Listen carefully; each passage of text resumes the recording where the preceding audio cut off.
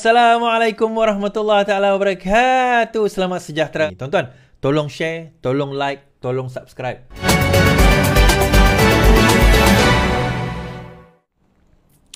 Berkenaan dengan pembebasan Zahid, dilepas tanpa dibebaskan. So DAP ada membuat kenyataan pada hari ini berkenaan perkara tersebut. DAP tak akan tarik sokongan terhadap kerajaan. Ngah komen. Naib Presiden DAP Ngah Komeng memberi jaminan bahawa partinya tidak akan sekali-kali menarik sokongan terhadap kerajaan dipimpin oleh Perdana Menteri Anwar Ibrahim. DAP adalah rakan setia kawan dan sentiasa setia kepada perjuangan, katanya kepada wartawan semasa sidang media di Kuala Lumpur hari ini. Pemimpin DAP itu diminta mengulas mengenai kenyataan Presiden muda Syed Saddiq yang memberitahu mereka akan menilai semula sokongan terhadap kerajaan serta mungkin turun ke jalan raya jika tiada penjelasan diberi berhubung kes Ahmad Zahid Hamidi. Pada 4 September, Mahkamah Tinggi melepaskan Ahmad Zahid dalam DNA dalam semua 47 pertuduhan pecah amanah, rasuah dan pengumpulan wang haram berkaitan yayasan dan dana budi. Langkah itu diambil oleh Hakim Lawrence Sequeira setelah pihak Panduan Raya sendiri memohon memberhentikan prosiding dengan memberi 11 alasan. Permohonan itu dibuat Timbalan Panduan Raya Muhammad Dusuki Mohtar. Mengulur lanjut, Ngah berkata Syed Saddiq sepatutnya berbincang lebih dahulu dengan pucuk pimpinan kerajaan hari ini sebelum membuat ulasan. Syed Saddiq adalah antara parlimen menyokong kerajaan dan perlu bincang. Nanti saya akan cerita kenapa Syed Saddiq marah sangat dengan kerajaan ini. Tindakan muda itu kemudian menggunakan rasa marah dan tidak puas hati di kalangan pimpin UMNO. Antaranya MKT Muhammad Fuad Zakassi mencabar muda untuk melaksanakan amaran mereka terhadap kerajaan. So apa yang Fuad Zakassi kata? Fuad cabar muda tarik sokongan agar terbukti anak jantan tulen. Ahli MKT UMNO Muhammad Fuad Zakassi hari ini mencabar parti muda untuk melaksanakan amaran mereka terhadap kerajaan. Bahkan Muhammad Fuad juga menganggap langkah tersebut boleh membuktikan amaran muda benar-benar anak jantan yang tulen atau sebaliknya. Dalam hantaran Facebook, Muhammad Puan menyifatkan amaran muda beberapa hari lalu sebagai satu ugutan kerana tidak diterima menyertai PH sebelum ini.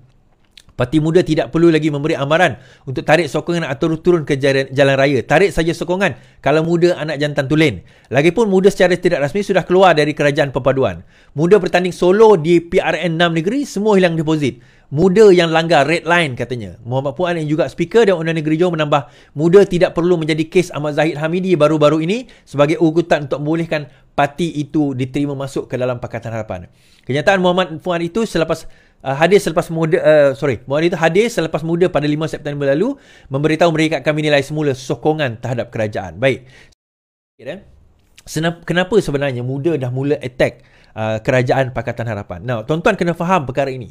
Muda bukan baru mula attack kerajaan Pakatan Harapan Perpaduan itu. Muda bukan baru mula. Serangan ini sudah bermula sewaktu PRN Johor dan juga Johor dan juga Melaka dahulu pun dah bermula dah. Sewaktu PRN Johor dan Melaka pun sudah pun bermula. Cuma pada waktu itu, bila saya dan beberapa orang yang lain menyebut tentang muda, berkata begini begitu, ada beberapa pimpinan daripada PKR, daripada DAP, daripada Amanah sendiri kata tak, muda tak macam tu, muda okey, muda boleh bersama kita, muda ini, muda itu. So baru ni saya jumpa dengan Naim Jusri, Naim Jusri, ketua cabang MUA. Saya tanya dia, ready ke nak langgar muda kat MUA? Dia kata, we are ever ready. Kita orang bersedia, dia kata. Kan? Okay, kalau kau langgar muda kat luar MUA, I will help you. Tak ada masalah, kata. Kita langgar, tetap langgar. Nah, soalan dia, kenapa muda daripada dulu? Yang pertama sekali, tuan-tuan kena ingat, saya kata, lapdog Mahathir, dia sebut, nanti sekejap lagi dia akan sebut, DAP ni lapdog kepada Zahid. Lapdog kepada Mahathir adalah muda. Kita kena faham ini. Lapdog kepada Mahathir adalah muda. Dia ada ada beberapa nama lah lapdog Mahathir ni, saya boleh kata. Muda, Latifah Koya, Ambiga dan juga Maria Chin. Ini adalah antara lapdog Mahathir di samping Tommy Thomas lah. Tommy Thomas tu antara lapdog dia juga. Tetapi ni 4 ni antara yang utama. Kan? 4 ni antara yang utama. Ada beberapa nama yang lain lah. Kenapa saya ada benda yang saya tak boleh sebut dalam live lah. Nanti orang kata, nanti saya kata itu fitnah dan dia ada. Tapi kita tahu, because kita tak ada bukti nak membuktikan secara fizikal, tetapi kita tahu cerita di sebalik itu. Kita tahu cerita dana mana dia dapat, bagaimana dia boleh mengumpul dana sebegitu banyak dalam program-program, walaupun dia jadi pembangkang dan sebagainya. Dia bukan ada derma dari orang, tapi bukan derma daripada orang semata-mata, tapi ada beberapa individu-individu yang menanja mereka. Itu yang pertama. Now, yang kedua, kenapa dia marah sangat? Okey, kalau kita tengok, betul lah kata Puan Zakarshi tadi. Kalau dia dikira langgar kerajaan ini, muda dah langgar lama dah. Kalau kita tengok kerusi yang sepatutnya, yang sepatutnya PKR bertanding tapi diberi kepada Amanah, Puteri Wangsa di Johor, menang, diberikan oleh Amanah kepada muda. Saya cakap dengan Faiz Fazil lagi tempoh hari, kenapa bagi kepada muda? Saya jumpa dia, saya tanya Faiz Fazil, kenapa bagi pada muda? Kalau Faiz ingatlah, perjumpaan kita dekat airport, kalau Faiz ingatlah kan, kenapa bagi pada muda? Dia kata begini begitu. Saya macam, okey lah, tak apalah, itu kerusi kau, lantak kau nak bagi. Tapi kita gaduh-gaduh dengan Amanah, kita bagi kerusi tu, dia bagi pada muda. Pada waktu itu, kan? So sekarang ni dah mula nampak, DAP dah mula nampak, Amanah mula nampak, yang kami dah nampak lama dah tuan-tuan. Nah, yang ketiga, ini sangkaan saya je lah tuan-tuan. Sangkaan saya. Could be right, could be wrong. Sekarang ini, Syed Saddiq menghadapi tuduhan yang amat berat berkaitan dengan, bukan penyalahgunaan. Criminal breach of trust, pecah amanah. Di mana lebih kurang dalam satu jumlah, jutaan ringgit, 1 juta kot, dikatakan telah disalahgunakan oleh Syed Saddiq. Telah disalahgunakan oleh Syed Saddiq dan telah pun dibuktikan terdapat prima facie. So sekarang ini tengah defense stage. Now, ini sangkaan saya, berkemungkinan apa yang they try to create satu naratif bahawa kerajaan ini adalah kerajaan yang tidak boleh harap. Kerajaan ini adalah kerajaan yang prosecute, yang mendakwa seseorang secara politikal. So dibuat ona. Katakanlah dia dapati bersalah di dalam kes dia tersebut, dia boleh kata, tengok kerajaan ini, dia boleh membebaskan Ahmad Zahid Hamidi, tetapi dia telah menjatuhkan hukuman kepada saya kerana saya telah bersuara untuk menegakkan kebenaran di dalam negara ini.